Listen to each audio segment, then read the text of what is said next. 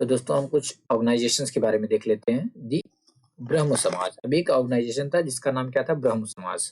दी ब्रह्म समाज form in 1830। तो जो ब्रह्म समाज था ये कब बना था, 1830 में। Prohibited all forms of idolatry and sacrifice.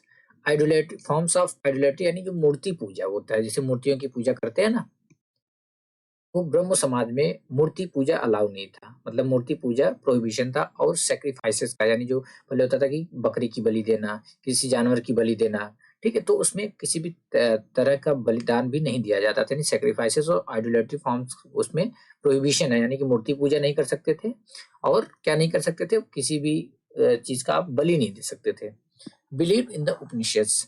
तो ब्रह्म समाज में क्या था, या उपनिषद में विश्वास रखते थे ब्रह्म समाज के लोग। And forbid its members from criticising other religious practices. और ब्रह्म समाज में एक चीज था कि अगर इसके जो भी मेंबर है उनको एक चीज होता था, उनको बोला जाता था कि आप किसी भी अदर रिलीजन का जो भी प्रैक्टिसेस है, जो भी उस रिलीजन में होता है, उसको आप क्रिटिसाइज नहीं कर सकते। ठीक है, यानी कि आप किसी दूसरे रिलीजन, जो ब्रह्म समाज, अगर आप ब्रह्म समाज से हो, आप किसी दूसरे रिलीजन के जो भी आइडल्स हैं उसको आप क्रिटिसाइज नहीं कर सकते। It critically drew upon the idols of religion, especially of Hindus and Christianity, looking at their negative and positive dimensions. तो दोस्तों जो ब्रह्म समाज था, इसने डिफरेंट रिलीजन्स के जो आइडल्स थे, यानी डिफरेंट रिलीजन्स के जो अपने अपने जो आदर्श होते हैं, आदर्श यानी कि जो आइडल्स होते हैं, स्पेशली हिंदुज्म के और क्रिश्चियनिटी के, ठीक है, इसने क्या किया कि डिफरेंट रिलीजन्स के जो आइडल्स होते हैं, स्पेशली हिंदुज्म और क्रिश्चियनिटी के, जो निगेटिव और पॉजिटिव डायमेंशंस होते हैं, इसको क्रिटिकली जो है कि क्या किया है, फोकस किया है।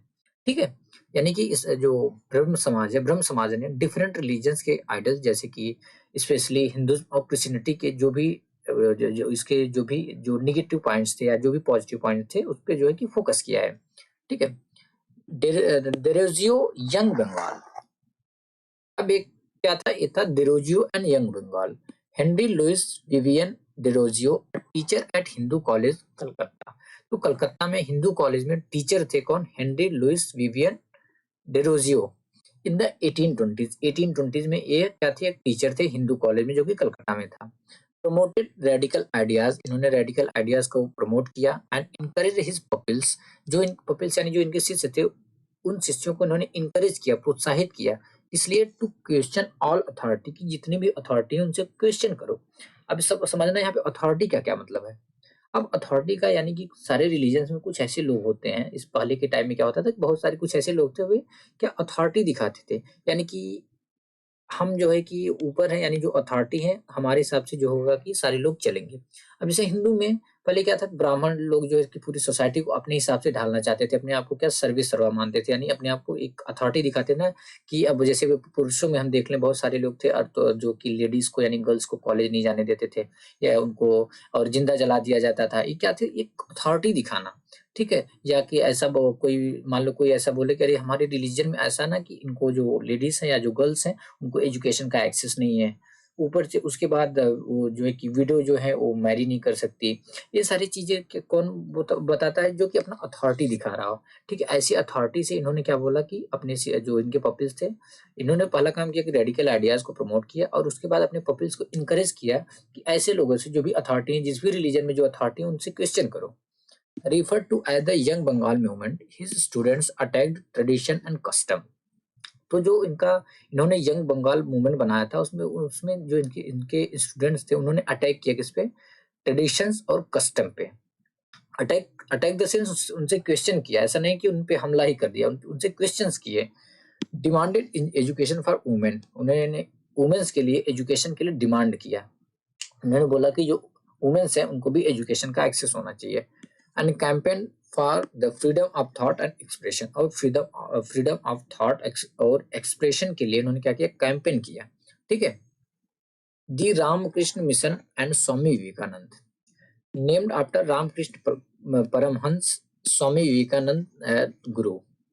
तो दोस्तों रामकृष्ण मिशन का नाम कैसे पड़ा था, ये यहाँ पे है ना, स्वामी विवेकानंदास गुरु, यानी जो स्वामी विवेकानंद के जो गुरु थे उनका नाम था रामकृष्ण परमहंस।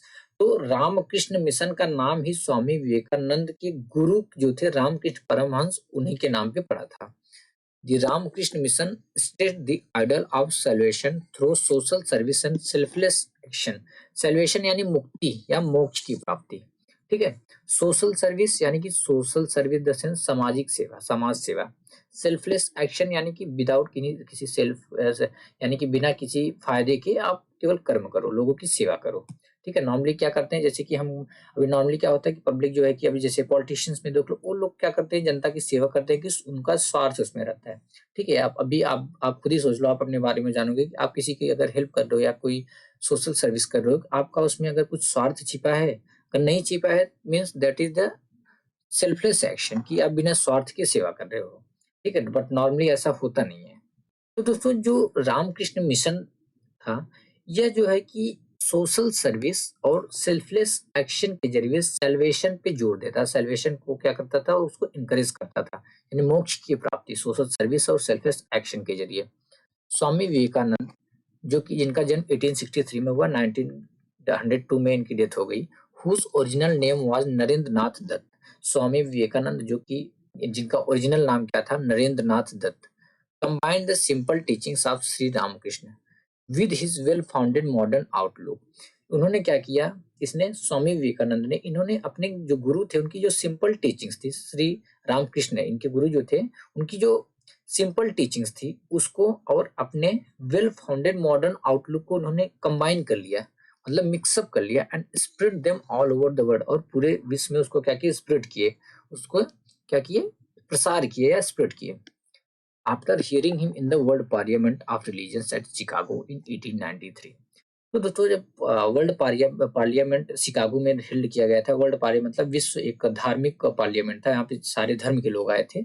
तो वहाँ पे इनको सब सुनने के बाद शिकागो में, जो कि 1893 में शिकागो में वर्ल्ड पार्लियामेंट ऑफ रिलीजन्स में जब इनको सारे लोगों ने सुना, तो जो वर्ल्ड पार्लियामेंट रीजन का मतलब उस पार्लियामेंट में, जैसे अभी के जो पार्लियामेंट होता है उसमें क्या तो पॉलिटिशियंस रहते हैं, तो उस जो वर्ल्ड रिलीजन वाला होता है उसमें सारे धर्म के लोग थे, ठीक है। तो सारे लोगों ने जब 1893 में शिकागो में इनके स्पीचेस को सुना, द न्यूयॉर्क हेराल्ड रिपोर्ट है, जो न्यूयॉर्क हेराल्ड था, उन्होंने एक रिपोर्ट दी कि we feel how foolish it is to send missionaries to the learned nation.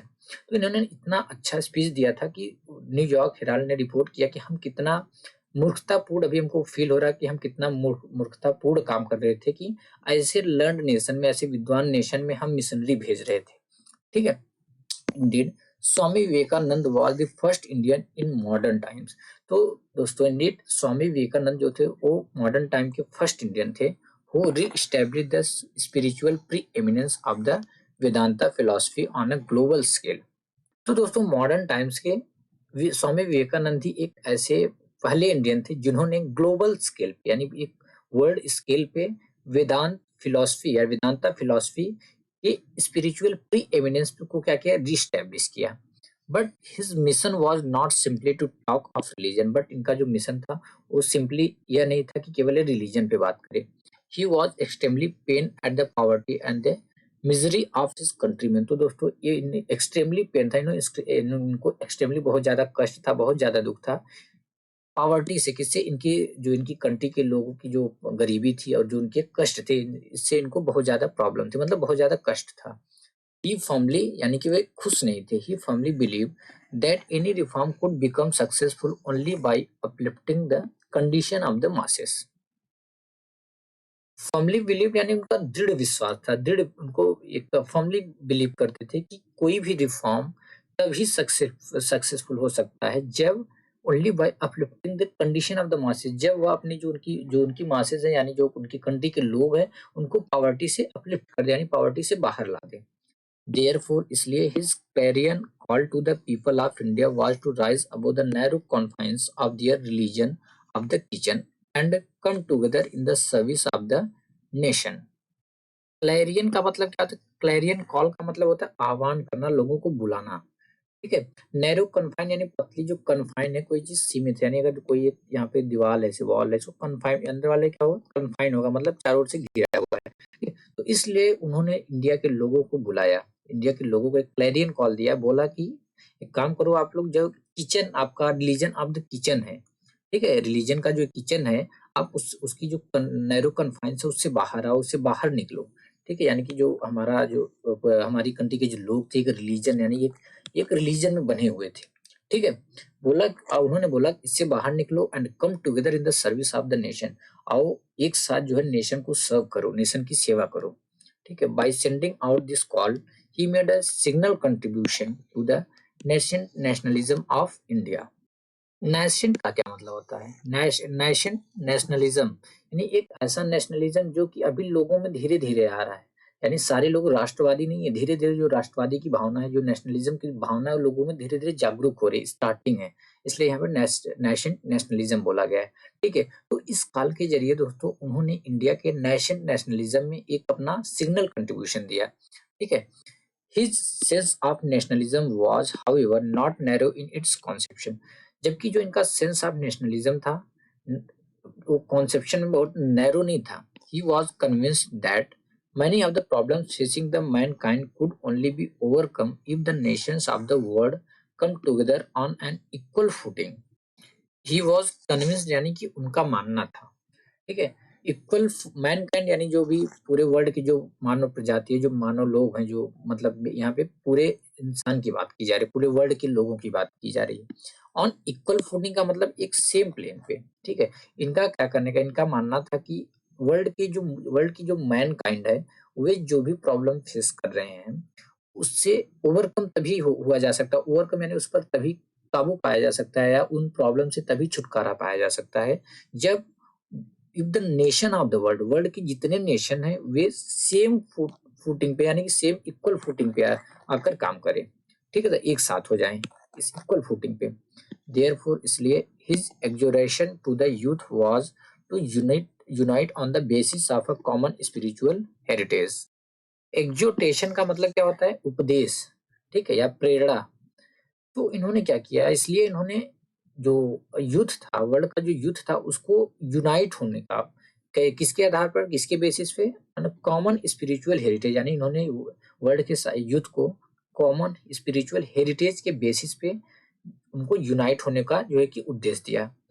In this exhortation he became truly the symbol of a new spirit and a source of strength for the future. तो दोस्तों इस एक्सोरेशन में या इस उपदेश के जरिए वे truly new spirit के सिंबल बन गए और फ्यूचर की स्ट्रेंथ का सोर्स बन गए। ठीक है, दी प्रार्थना समाज। अब देखते हैं प्रार्थना समाज के बारे में। Established in 1867 at Bombay. तो प्रार्थना समाज कब बना था, कब एस्टेब्लिश हुआ था? 1867 में बॉम्बे में। दी Prarthana Samaj sought to remove caste restriction. तो प्रार्थना समाज में कास्ट रिस्ट्रिक्शन जो था मना था, मतलब कास्ट रिस्ट्रिक्शन के विरोधी थे लोग। अबोलिश चाइल्ड मैरिज, इसमें जो अब चाइल्ड मैरिज अबोलिश था। Encourage the education of women, इसमें प्रार्थना समाज में वुमेन्स के एजुकेशन को इनकरेज किया जाता था। And in the ban on window remarriage, जैसा कि हमने देखा ऑलरेडी कि विडो रीमैरिज को इन्होंने बैन किया। सॉरी, यानी कि जो पहले जो विडो थी, जो विधवा थी, पहले क्या था कि वो शादी नहीं कर सकती थी, तो उस पे इन्होंने बैन लगा कि नहीं, जो विडो हैं वे फिर से शादी कर सकती हैं। It's religious meeting Drew upon Hindu, Buddhist and Christian text. और दोस्तों जो इनकी रिलीजियस मीटिंग्स होती थी, मतलब इनके जो धार्मिक मीटिंग्स होती थी, उसमें हिंदू, बुद्धिस्ट और क्रिश्चियन टेक्स्ट पे जो है डिस्कशन होता था। ठीक है, तो हमने प्रार्थना समाज में क्या देखा कि 1867 में बॉम्बे में यह बना था। उसके बाद प्रार्थना समाज के जो लोग थे उन्होंने कास्ट रेस्ट्रिक्शन के खिलाफ आवाज उठाई। अबोलिश चाइल्ड मैरिज, इन्होंने चाइल्ड मैरिज को भी अबोलिश करने में इनका बहुत ज्यादा सहयोग था। उसके बाद ये वुमेन्स के एजुकेशन को बहुत ज्यादा क्या करते थे, इनकरेज करते थे वुमेन्स के एजुकेशन के लिए। और जो विडो रीमैरिज पे बैन लगा था कि जो वुमेन्स है वो रीमैरिज नहीं कर सकती, फिर से शादी नहीं कर सकती, उसके खिलाफ भी उन्होंने जो है कि आवाज उठाया। और इनकी जो रिलीजियस मीटिंग्स होती थी उसमें हिंदू, बुद्धिस्ट और क्रिश्चियन टेक्स्ट पे जो है डिस्कशन होता था। वेद समाज स्टैब्लिश इन मद्रास, चेन्नई इन 1864। तो वेद समाज कहाँ पे स्टैब्लिश हुआ था, कहाँ पे बना था? मद्रास यानी कि चेन्नई में 1864 में। वेद समाज वाज इंस्पायर्ड बाय द ब्रह्म समाज। तो वेद समाज किससे इंस्पायर हुआ था? ब्रह्म समाज से। It work to abolish caste distinction and promote widow remarriage and women's education. तो इन्होंने किस पे काम किया? कास्ट डिस्ट्रिक्शन, जो कास्ट डिस्टिंक्शन है उसको अबोलिश करने में, और विडो रीमैरिज को प्रमोट करने में, और वुमेन्स के एजुकेशन के लिए उन्होंने काम किया। Its members believed in one God, और इनके जो मेंबर्स थे वे एक गॉड में भरोसा करते थे, यानी उनका कहना था कि भगवान, एक भगवान पे हम भरोसा करते हैं, मतलब कि डिफरेंट टाइप के गॉड्स पे नहीं भरोसा करते। They condemn the superstition and rituals of orthodox Hinduism. Condemn मत करना का मतलब क्या होता है? कंडेम मीन्स क्या होता है? निंदा करना या बुराई करना। सुपरस्टिशंस का मतलब होता है अंधविश्वास, ठीक है। ऑर्थोडॉक्स डॉक्स हिंदुज का क्या मतलब होता है? रूढ़िवादी हिंदू। तो जो रूढ़िवादी हिंदुज के जो सुपरस्टिशन थे, यानी जो उनके अंधविश्वास थे और जो रिचुअल्स थे, उसका इन्होंने क्या किया? कंडेम किया। कंडेम द सेंस उसका जो है इन्होंने निंदा किया। दी अलीगढ़ मूवमेंट, अलीगढ़ आंदोलन।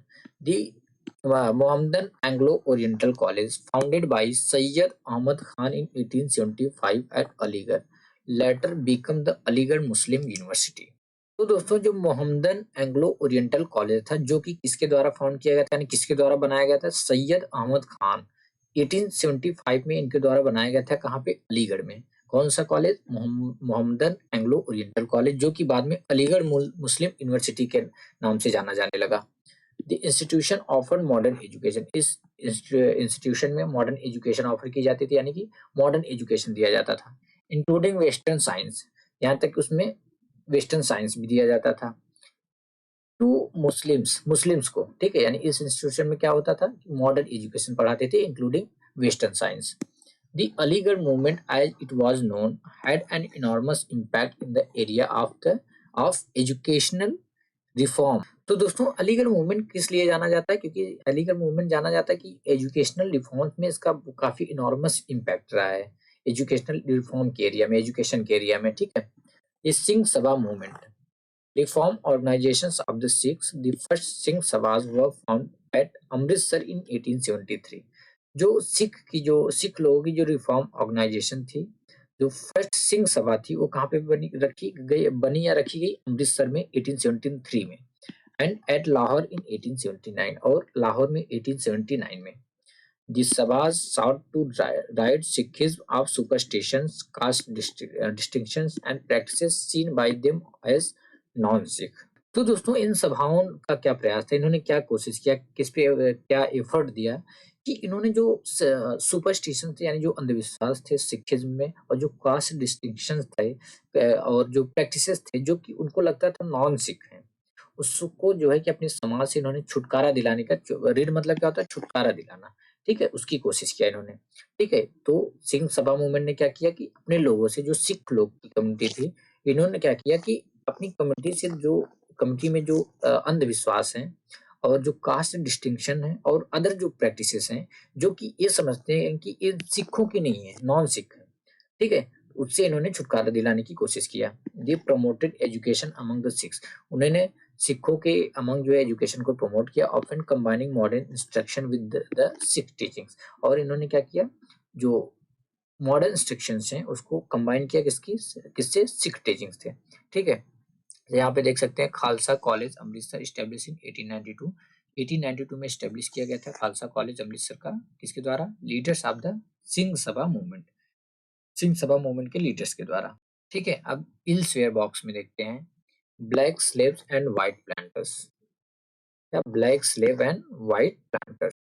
You have read about how Jyotirao Phule established a connection in his book Gulamgiri between caste oppression and the practice of slavery in America।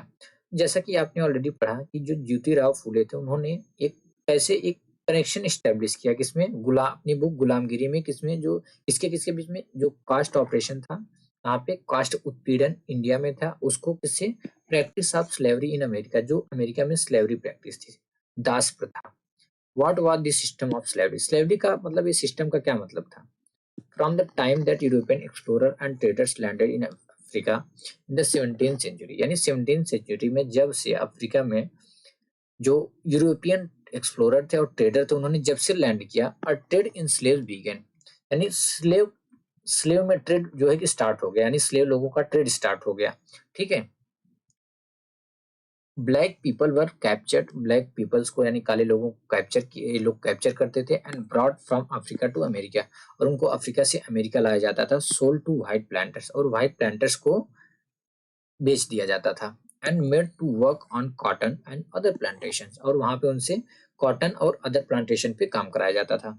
Most of them in the southern United state, उनमें से ज्यादातर कहाँ पे थे? Southern United states में, क्योंकि ये planting उधर ही ज्यादा होता था।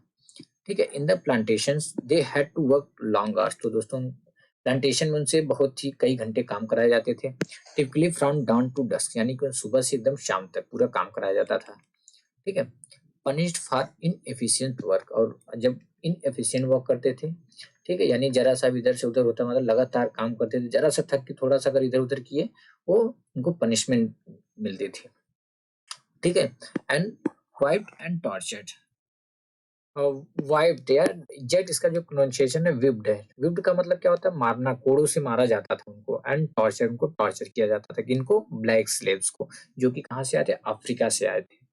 ठीक है, मैनी पीपल, बहुत सारे लोग, व्हाइट एंड ब्लैक, व्हाइट और black, oppose slavery through organise protest, तो बहुत सारे लोग जिसमें से गोरे भी थे और काले भी थे, इन लोगों ने अपोज किया स्लेवरी सिस्टम के खिलाफ, यानी जो दास की प्रथा थी, दास प्रथा थी, नौकरों में जो, यानी स्लेव्स में जो ट्रीट किया जाता था, उसको अगेंस्ट में इन्होंने क्या किया? उसको अपोज किया, किसके थ्रू? ऑर्गेनाइज प्रोटेस्ट के थ्रू, प्रोटेस्ट ऑर्गेनाइज किया, उसके थ्रू जो उन्होंने उसका विरोध किया।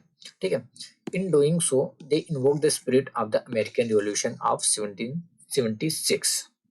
तो दोस्तों ऐसा करते हुए उन्होंने इन्वोक कर दिया क्या? स्पिरिट में of the American revolution of 1776, यानी 1776 का जो अमेरिकन रिवॉल्यूशन था उसकी स्पिरिट इन्होंने लोगों में इन्वोक किया। ऐसा करते हुए एग्जोर्टिंग का मतलब होता है कि संबोधित करना। ठीक है, सी योर डिक्लेरेशन, यानी अपने अमेरिकन्स, तो इन्होंने क्या बोला कि अमेरिकन्स अपने डिक्लेरेशन को देखो। Do you understand your own language, क्या तुम अपनी भाषा समझ पाते हो? यानी कि जो तुम खुद की लैंग्वेज है तुम्हारी, क्या तुम समझ पाते हो?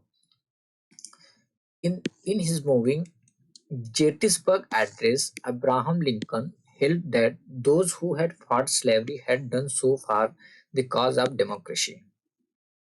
तो दोस्तों गेटिसबर्ग के एड्रेस में अब्राहम लिंकन ने लोगों को क्या बोला कि those who had fought slavery, कि अभी तक जिन्होंने भी स्लेवरी के खिलाफ लड़ा है, for the cause of the democracy, यानी कि उन्होंने बोला, अब्राहम लिंकन ने लोगों को संबोधित किया और उन्होंने बोला कि जिन्होंने भी स्लेवरी के खिलाफ लड़ा है, वे डेमोक्रेसी के क्या है? लीडर्स, यानी कि लोगों को डेमोक्रेसी पे लाने की क्या है? लीडर्स हैं, डेमोक्रेसी के रास्ते पे लाने की क्या है? लीडर्स, यानी कि पथ प्रदर्शक है। ठीक है, यानी कि डेमोक्रेसी का जो रास्ता है या जो डेमोक्रेसी है उस पे आगे लाने वाले क्या है? लीडर्स हैं, जिन्होंने भी डेमोक्रेसी के स्लेवरी सिस्टम के अगेंस्ट में जो है कि लड़ा है। He urged the people to strive for racial equality so that government of the people by the people for the people shall not perish from the earth. तो दोस्तों और इन्होंने क्या किया लोगों से? To strive for racial equality, strive मतलब प्रयास करना, कि रेशियल इक्वलिटी के लिए, यानी जो रेशियल इक्वलिटी की भावना आप लोगों में, इनइक्वलिटी की भावना हो, उसको खत्म करो, यानी काले गोरे वाला भेद खत्म करो, ताकि सो दैट, यानी कि ताकि गवर्नमेंट ऑफ द पीपल, यानी कि लोगों की जो गवर्नमेंट है, लोगों की जो सरकार है, बाय द पीपल, लोगों के द्वारा, फॉर द पीपल, लोगों के लिए, shall not perish from the earth, perish मतलब खत्म होना, अर्थ से वो खत्म ना हो पाए। ठीक है, अब जैसे यहाँ पे आप फिगर में देख सकते हैं कि यहाँ पे कुछ लोग क्या घोड़े से आए, क्या गोरे हैं, ये क्या है? गोरे हैं सारे। और यहाँ पे देखो कि स्लेव ट्रेड चल रहा है, यहाँ पे क्या है? ब्लैक, पूरे क्या ब्लैक है, जिनको कि अफ्रीका से ट्रेडिंग किया गया है। Slave sale South Carolina USA 1856। ठीक है, here you see potential buyers examining African slaves at an auction, एक ऑक्शन बोली लग रही है जहाँ पे वो अपने जो स्लेव्स हैं उसको एग्जामिन कर रहे हैं। ठीक है, तो बहुत ही बेकार सिस्टम था, यानी कि उनको अफ्रीका से, सोचो अफ्रीका से ट्रेड किया जाता था उनको, और सीधे लाया जाता था साउथ पार्ट में यूएसए के। ठीक है, ताकि वहां पे उनको बेचा जाता था, ऑक्शन में बोली लगाई जाती थी। ठीक है, तो फाइनली दोस्तों हमने ये चैप्टर कंप्लीट कर लिया और आशा करता हूँ कि आपको भी यह चैप्टर समझ में आ गया होगा। तो मिलते हैं नेक्स्ट वीडियो में।